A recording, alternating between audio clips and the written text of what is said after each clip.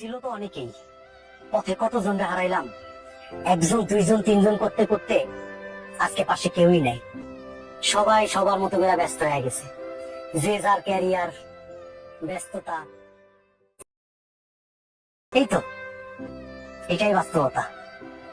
থাকবে না, কেউই পাশে থাকবে না। একটা সময় গিয়ে আপনি আপনাকে ছাড়া কাউকে দেখতে পাবেন না। কত বড় বড় বন্ধু মহল, কত আড্ডাখানা, কত কিছু, আর এখন দেখেন না, হাতে গোনা দুই একজন পাবেন। সবাই সবার মতো করে ব্যস্ত হয়ে গেছে। আসলে এই লাইফটা খুব বেশি এরকমই, 19 থেকে 25 বা এদিক সেদিক, এই লাইফটা আসলে একটু বেশি ব্যতিক্রম।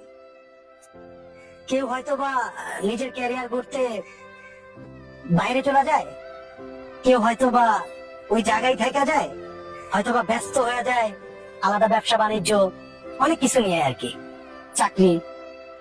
তো সবচেয়ে বেস্ট মেমোরিজ ফর এভার হইলো ভাই ওই 19 থেকে 25 বা আর একটু আগে বা পরে।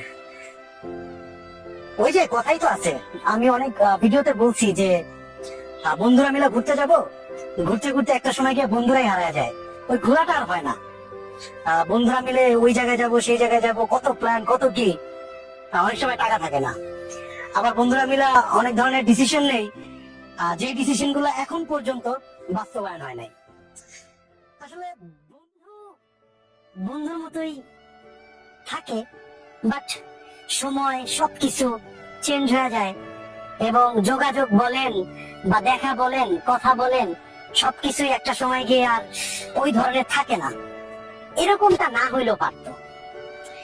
এই কষ্ট, এই আবেগ, এই খারাপ লাগা নেই বলতে হচ্ছে, এরকমটা না হইলেও পারতো। যে যার ক্যারিয়ার নিয়ে যদি ব্যস্ত না হয়ে সবাই সবার মতো করে আটকায় থাকতো, তাইলে আবার নিজের জন্য প্রবলেম। আসলে ভাই আবেগ থেকে বলা, বাট রিয়েলিটি তো এটাই, যে যার ক্যারিয়ার নিয়ে ব্যস্ত হয়ে যাবে ভাই।